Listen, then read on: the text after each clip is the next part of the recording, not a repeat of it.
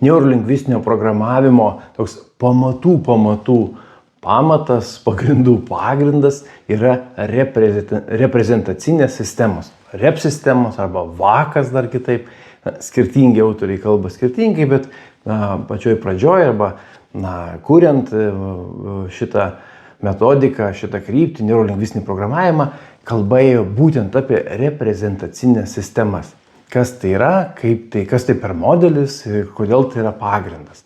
NLP tyrinėja subjektyvę žmogaus patirtį, tą mistriškumą, tą tokį žinojimą, tą subjektyvumą vidinį.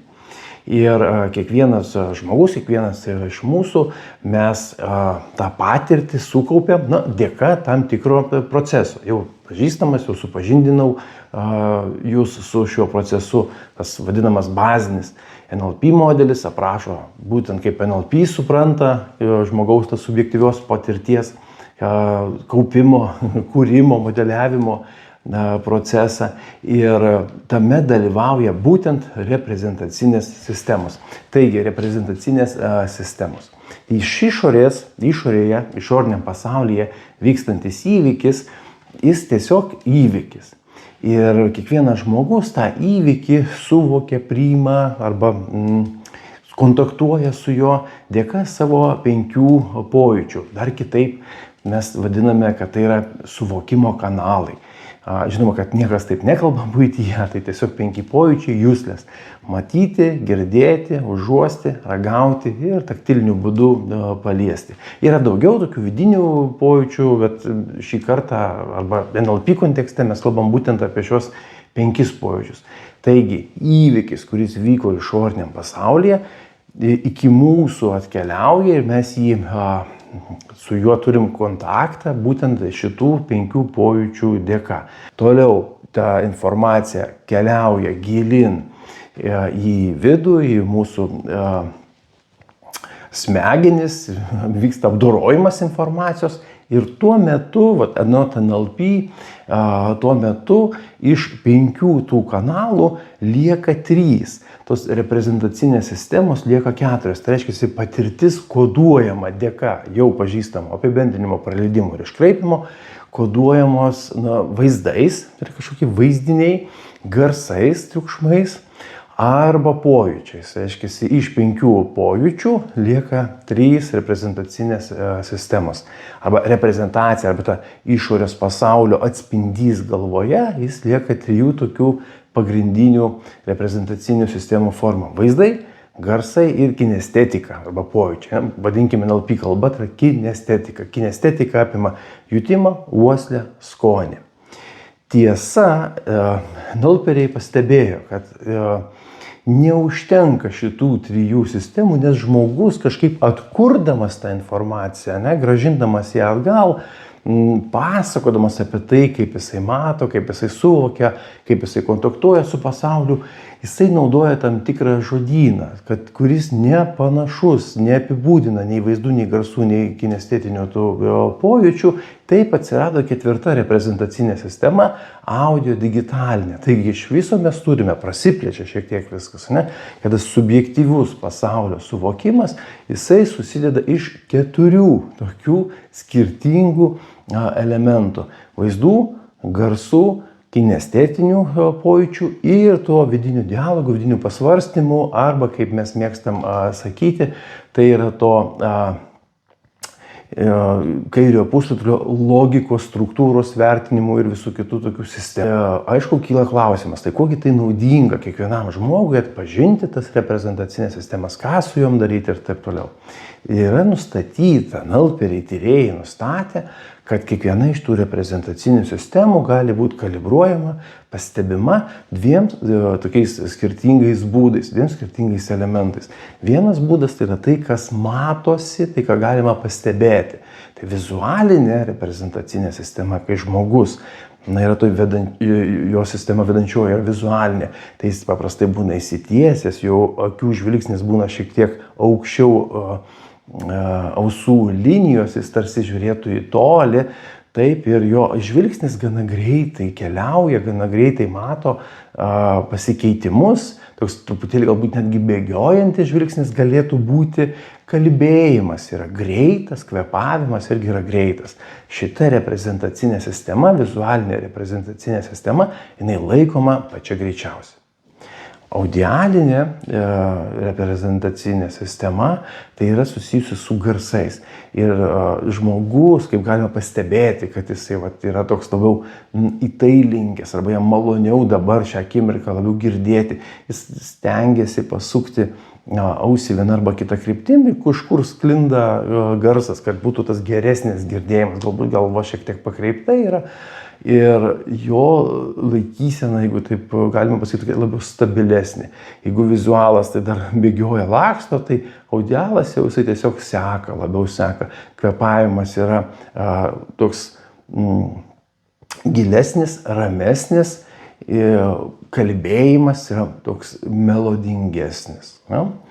Trečia reprezentacinė sistema – kinestetika. Pati lėčiausia. Tai laikysenas, kad žmogus sukrenta ir netgi žvilgsnis šiek tiek žemyn gali leistis, tarsi žvilgsnis išplaukęs, tarsi žmogus kontaktuoja tuo metu su savim, tarsi pokalbis vyktų kažkoks tai vidinis, o kaip viduje vyksta kokie procesai. Laikoma, kad būtent kinestetinė reprezentacinė sistema yra pati lėčiausia, pati ramiausia, vėliausiai įsijungia, lėčiausia ta prasme, arba vėliausiai įsijungia ta prasme, kad jai reikia tiesiog daugiau laiko. Akimis įtikinau, ausim pasitvirtinau ir tada jau leidausi į tos gilesnius vidinius pojūčius. Laikysena, kaip ir sakiau, žmogus šiek tiek sukrenta, atsiruošia, atsitraukia, toks gal netgi šiek tiek įsiriečia, šiek tiek nugara, kvėpavimas labai lėtas, toks pilvinis gal daugiau ir kalbėjimas irgi toksai lėtas, tarsi pasveriant kiekvieną žodį. Tai jau iš laikysenos, iš kalbėjimo manieros, iš gestų galima atpažinti, kokioj dabar toj reprezentacinėje sistemoje yra tas žmogus, iš kokiu būdu jisai transliuoja informaciją, randa savyje savo subjektyvioj patirty, savo patirty archyvus kažkokius, tai, kurie atitinka išorės įvykius ir jis bando juos suklijuoti, bando su jais taip susidraugauti. Ne? Ir tai trys šitos reprezentacinės sistemos, kurios pasireiškia taip akivaizdžiai elgsenai.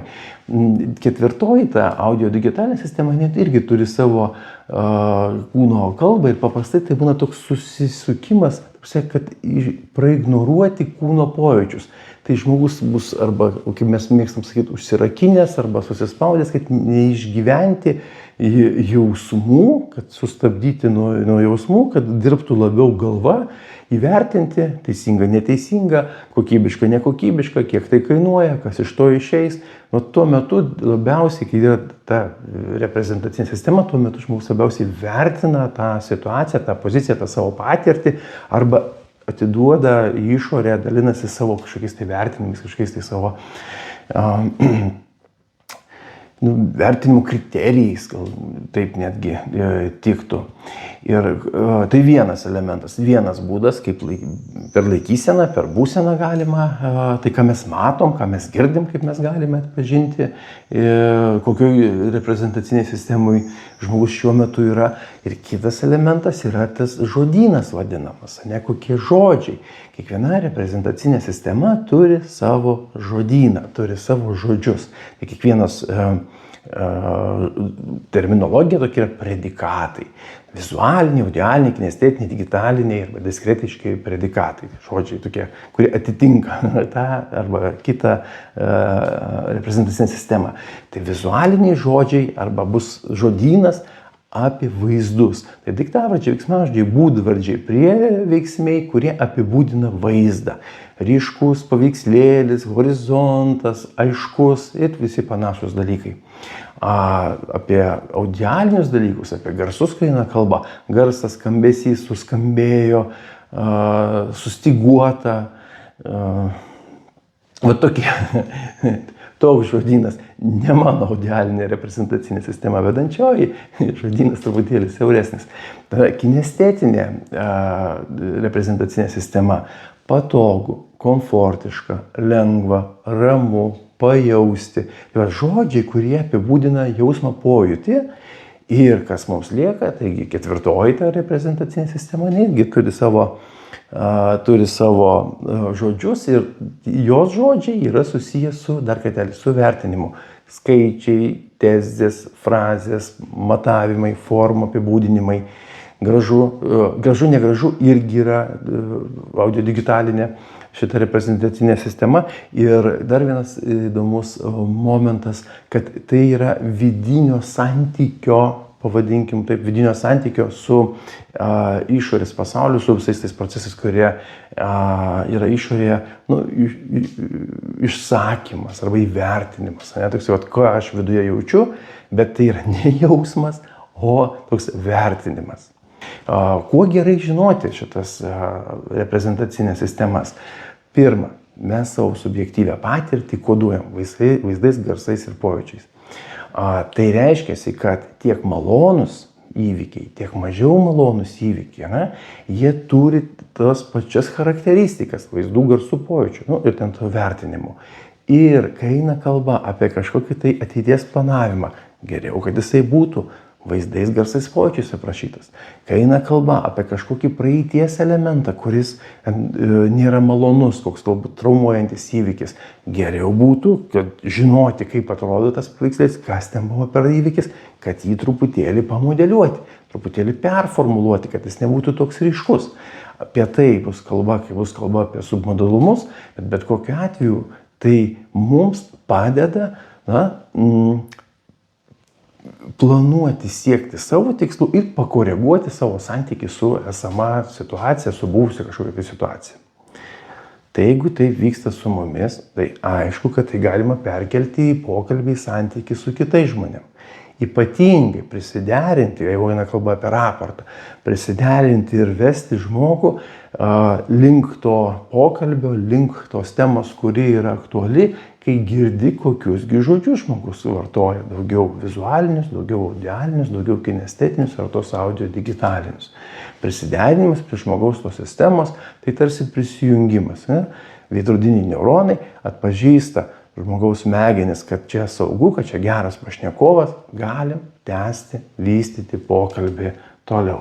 Linkiu gilesnio, išsamesnio pažinimo. Labai įdomi ir vertinga tema.